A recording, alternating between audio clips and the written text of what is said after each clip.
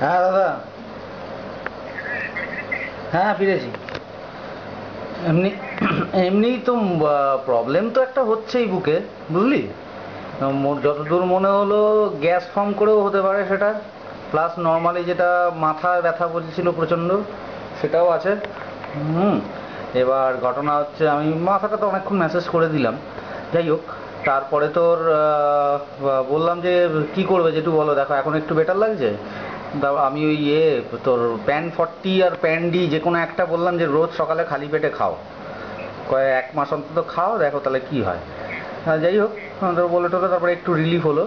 তারপরে তোর পায়খানা টায়খানা করে তারপরে একটুখানি কমলো আর কি কষ্টটা, বুঝলি। হ্যাঁ। তারপরে আমি তো চলে এলাম। বুকে চাপ প্রচণ্ড বুকে চাপ। হুম। মানে শ্বাসকষ্টটাও হচ্ছে আর কি। বুকে চাপ লাগছিল, ব্যথা ব্যথা হচ্ছিল। ঠিক আছে, দেখো গ্যাস ফর্ম করেও হতে পারে এটা।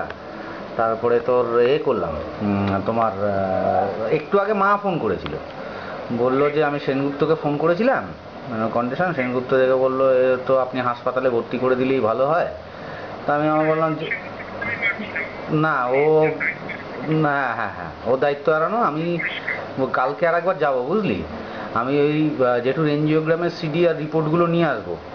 নিয়ে এসে আমি ওইটা ওই মাকে যে ডাক্তার দেখে না, তারকনাথ ব্যানার্জি আনন্দলোকের ডাক্তার, ওনার সঙ্গে একবার কনসাল্ট করি।